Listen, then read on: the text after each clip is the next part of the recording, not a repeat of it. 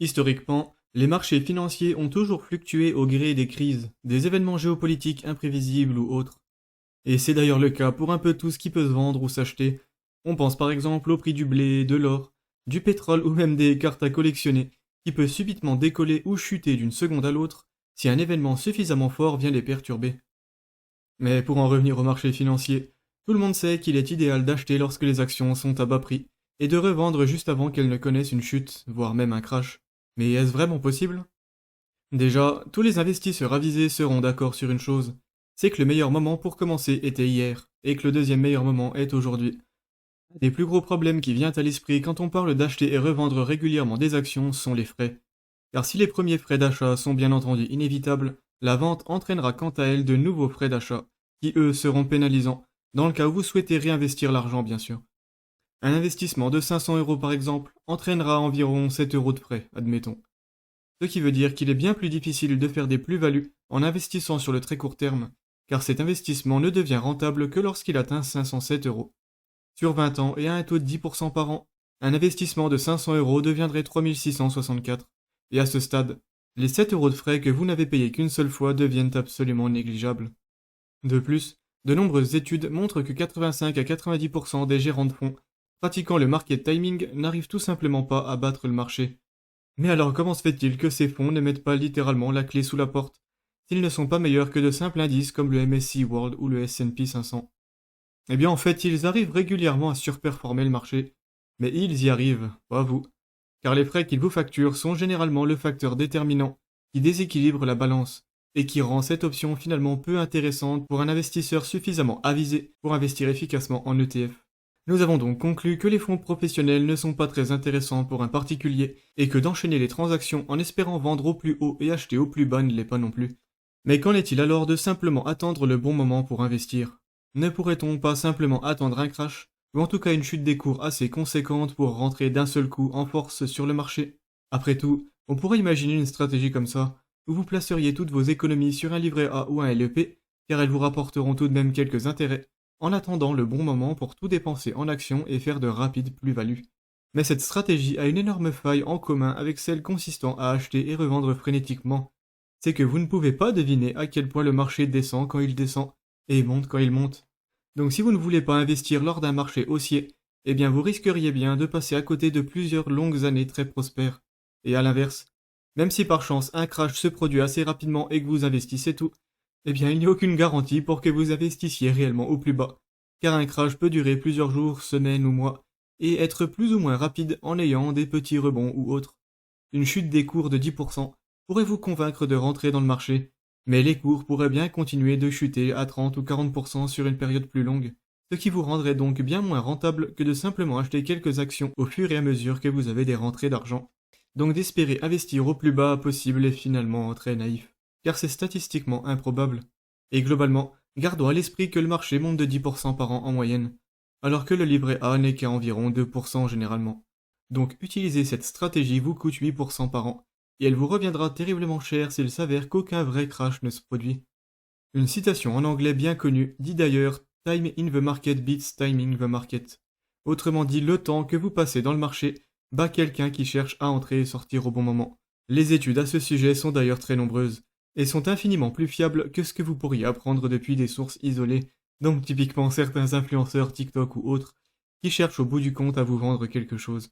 Beaucoup de portes sont donc fermées pour un investisseur particulier souhaitant placer efficacement son argent en bourse. Mais tout ceci est finalement une excellente nouvelle, car les études pointent finalement dans une direction qui nous arrange bien. Le fait est que le plus simple est aussi le plus efficace pour l'investisseur particulier moyen. Les ETF sont tout simplement la meilleure option si vous souhaitez investir passivement, avec des risques très modérés et à un taux très intéressant. Il y a bien sûr quelques astuces à connaître pour faire ça efficacement, et mon guide pour investir en bourse vous l'explique en détail. Le lien vers la vidéo apparaît en haut et sera aussi en description. Mais parce que je cherche quand même à être assez concis et efficace sur ma chaîne, voici un rapide résumé vous expliquant comment investir efficacement en ETF. En premier, constituez une épargne de précaution de 3 à 6 mois de dépenses courantes selon votre profil. Ensuite, investissez de l'argent dont vous n'avez pas besoin et sur le plus long terme possible. Il n'y a pas de chiffre précis pour définir long terme, mais l'idée est plutôt simple. Plus vous restez investi longtemps, plus vos performances se rapprochent de la moyenne du marché, Autrement dit, moins vous aurez de chances de sous-performer fortement. De plus, achetez vos ETF sur un PEA ouvert dans une banque ou un courtier en ligne. Le plan épargne en action est l'enveloppe fiscale la plus intéressante et de loin, et les banques ou courtiers en ligne vous prendront beaucoup moins de frais et de loin aussi. Enfin, choisissez soigneusement l'ETF approprié car ils ne se valent pas tous. Le S&P 500 américain par exemple possède un taux de 11,82%, ce qui est meilleur que l'ETF MSCI World à 10,47%, mais cette différence s'explique. Le S&P 500 se constitue des 500 plus grosses entreprises américaines, alors que le World se constitue des 1500 plus grosses entreprises mondiales et n'est basé qu'à 67% aux États-Unis, qui sont historiquement le marché le plus rentable. La diversification du World vous assure des revenus un peu plus stables, mais moins intéressants que le S&P 500, c'est en tout cas ce qu'on a pu observer jusque-là. D'autres ETF existent bien sûr, le CAC 40 français, l'européen avec une touche écologique, le japonais, l'allemand. Mais tous n'ont pas le même rendement et il est important de vous renseigner avant d'investir. D'ailleurs, je vous invite à commenter la vidéo si vous connaissez d'autres ETF intéressants accessibles depuis le PEA. De 10,47% pour le World à 11,82% pour le S&P 500 donc, soit un peu plus d'un seul petit pourcent de différence.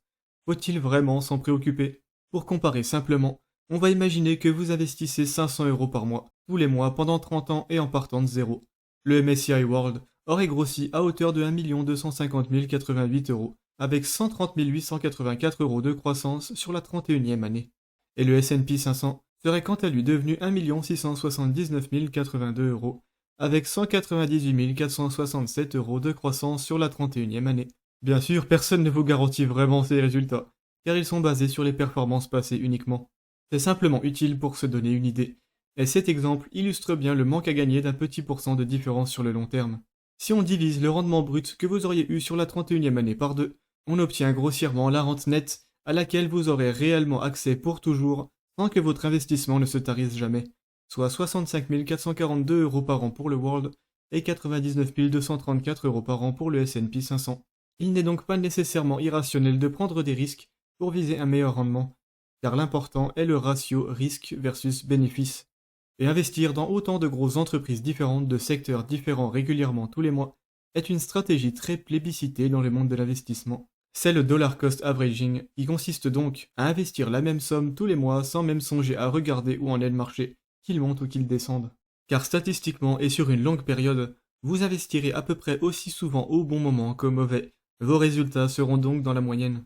Le marché est imprévisible, et plus tôt vous rentrez, plus tôt vous commencerez à faire des bénéfices généralement. Même si vous avez l'impression que le marché est entre guillemets cher parce qu'il a été haussier pendant quelques temps, rien ne dit que la tendance va s'inverser.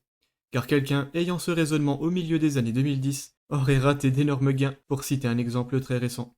A l'inverse, un marché qui a été baissier pendant quelques temps ne va pas nécessairement rebondir demain ou la semaine prochaine, donc ne vous sentez pas obligé de claquer toute votre épargne de précaution à la moindre opportunité que vous croyez déceler, car vous ne pouvez tout simplement pas savoir quand le marché repartira à la hausse, c'est impossible. Mieux vaut donc ne pas se compliquer la vie. Choisissez les ETF qui correspondent à votre tolérance au risque, et une fois que vous êtes sûr de votre coût, investissez vos surplus de liquidité dès que vous y avez accès. Permettez-vous donc d'aller au plus simple. Investir la même somme au même endroit tous les mois se fait en 5 minutes et ne vous créera pas de stress, ou en tout cas infiniment moins qu'à quelqu'un qui scrute les moindres mouvements du marché en faisant des transactions un peu aléatoires basées sur des émotions et qui dégraderont fortement ses performances à cause des frais répétitifs. Bref, ce sera tout pour moi aujourd'hui. Je vous invite à aimer la vidéo si elle vous a été utile, et à vous abonner à la chaîne si mon contenu vous plaît. Ciao!